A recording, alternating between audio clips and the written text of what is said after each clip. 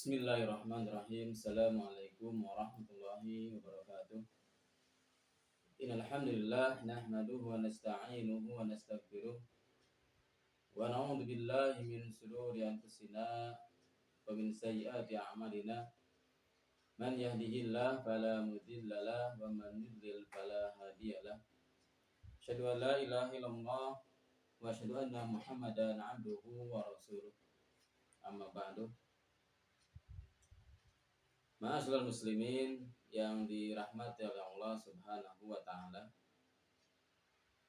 Insyaallah pada kesempatan kali ini kita akan membahas tentang keutamaan daripada tauhid. Yang mana tauhid adalah sesuatu yang penting. Tauhid adalah hal yang paling urgen bagi seorang muslim. Maka Rasulullah Shallallahu Alaihi Wasallam memberikan keutamaan-keutamaan bagi siapa yang mengamalkan, bagi siapa yang menjalankan dari kalimat-kalimat tauhid tersebut. Juga Allah Subhanahu wa taala di dalam Al-Qur'an banyak ayat-ayat yang menjelaskan tentang keutamaan daripada tauhid. Di antara ayat yang menjelaskan tentang keutamaan daripada tauhid adalah firman Allah Subhanahu wa taala di dalam surat Al-An'am ayat 82. Allah Subhanahu wa taala berfirman, "A'udzubillahi minasyaitonir rajim. Alladzina amanu wa lam yalbisu imanahum bidzulmin. Ulaika lahumul amnu wa hum muhtadun." Orang-orang yang beriman walam yalbisu imanahum bidzulmin, dan tidak mencampur adukan keimanannya dengan kedoliman. Kedoliman yang dimaksud di sini adalah kesyirikan. Karena syirik merupakan sebuah kedoliman. Inna syirka la dzulmun adzim. Bahwanya syirik adalah kedoliman yang sangat besar. Maka barang siapa yang beriman lalu dia tidak mencampur adukan keimanannya dengan kesyirikan, ulaika lahumul amnu wa hum muhtadun, maka mereka akan mendapatkan keamanan. Keamanan di dunia juga keamanan di akhirat. Wa hum muhtadun, dan mereka akan diberikan petunjuk. Akan diberikan petunjuk di dunia maupun di akhirat. Ma'asyiral muslimin yang dirahmati oleh Allah Subhanahu wa taala. Ayat yang mulia ini adalah ayat yang berbicara tentang keutamaan daripada tauhid. Yang mana di dalam ayat ini Allah Subhanahu wa taala mengatakan, yaitu fadilah daripada tauhid adalah mereka akan diberikan keamanan dan petunjuk oleh Allah Subhanahu wa taala.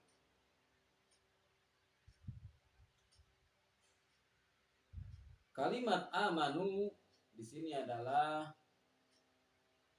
orang-orang yang saddaqu bi qulubihim, membenarkan dengan hati mereka. Wa nataqu bi alsinatihim, dan mengucapkan dengan lisan-lisan mereka. Wa amilu bi jawarihim, dan mengamalkan dengan anggota badan mereka. Artinya iman adalah meyakini dengan hati, mengucapkan dengan lisan, dan mengamalkan dengan perbuatan. Yang mana wa rasul dzalika at-tauhid, puncaknya dari hal itu adalah tauhid. Dan wa yalbisu imanahum, dan mereka tidak mencampur adukan keimanannya, yaitu mereka tidak mencampur adukan keimanannya dengan kesyirikan. Masyaallah muslimin yang dirahmati oleh Allah Subhanahu wa taala, maka ayat yang mulia ini mengandung makna bahwa yukhbiru subhanahu annal ladzina akhlasu al-ibadata lillahi wahdah wa lam yakhlitu tauhidahum bi syirkin. Maka di dalam ayat ini Allah Subhanahu wa taala mengabarkan kepada orang-orang yang akhlasu, yang ikhlas ya, al-ibadata, dalam beribadah. Orang-orang yang ikhlas dalam beribadah hanya mengharapkan wajah Allah Subhanahu wa taala. Walam yakhlitu tauhidahum bisyirkin, dan tidak mencampur adukan tauhidnya dengan kesyirikan. Maka humul aminuna minal makhawfi wal makarihi yaumal qiyamah. Maka mereka akan mendapatkan keamanan. Mereka akan mendapatkan keamanan dari rasa takut, wal makarihi, dan dari rasa hal-hal yang tidak disenangi pada hari kiamat. Artinya mereka berada dalam kenyamanan. Mereka berada dalam ketentraman di hari kiamat, di saat orang-orang bisa, di saat manusia dikumpulkan. Inilah salah satu keutamaan daripada tauhid. Al-muhtaduna li sayri 'ala siratil mustaqim di dunia. Dan mereka akan mendapatkan petunjuk jalan siratal mustaqim di dunia ini. Artinya mereka hidup dalam keadaan petunjuk Allah Subhanahu wa ta'ala. Maka ayat yang mulia ini memberikan faidah.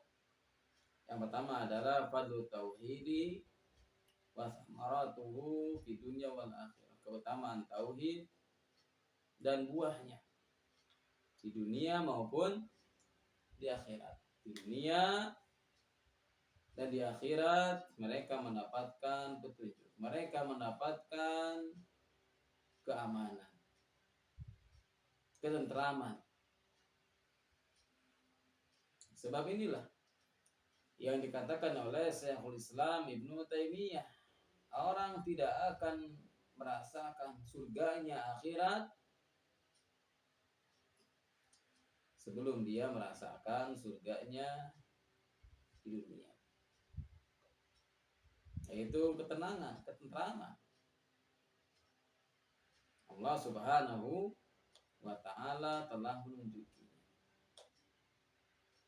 Kemudian yang kedua adalah anna syirka dzulmun mubtilun lil imani billahi in kana akbar.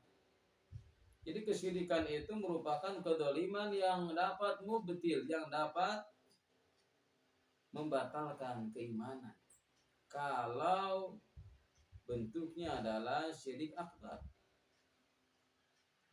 Syirik akbar dapat menghilangkan keimanan, menjadikan pelakunya adalah keluar daripada Islam. Au munkisun lahu in kana asghar, atau hanya mengurangi saja. Hanya mengurangi saja kalau yang dimaksud adalah syirik kecil. Syirik besar menghapus semua dosa. Syirik kecil hanya menghapus dosa yang dia lakukan pada saat itu.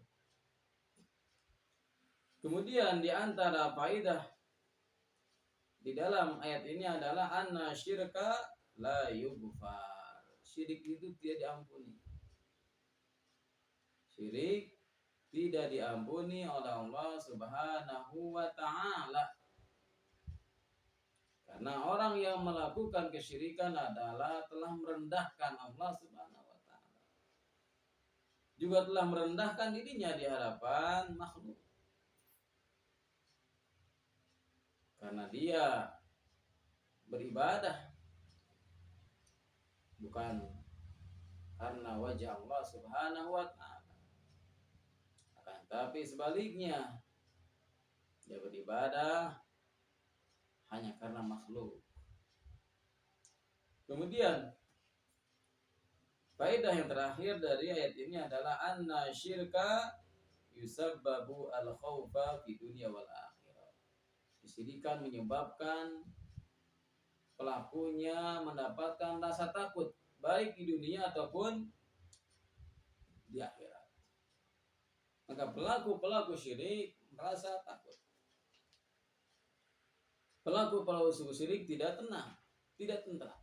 Walaupun mereka mempunyai dunia, walaupun mereka mempunyai kekayaan yang banyak, jabatan, kedudukan, akan tetapi dikarenakan melakukan kesyirikan, hidupnya tidak tenang. Hidupnya diliputi dengan ketakutan di dunia, terlebih nanti di akhirat. Demikian, mudah-mudahan kita dilindungi oleh Allah Subhanahu wa taala, dijauhkan dari perbuatan syirik, dan kita selalu mentauhidkan Allah Subhanahu wa taala dalam beribadah. Subhanakallahumma bihamdika asyhadu an la ilaha illa anta astaghfiruka wa atubu ilaik. Assalamualaikum warahmatullahi wabarakatuh.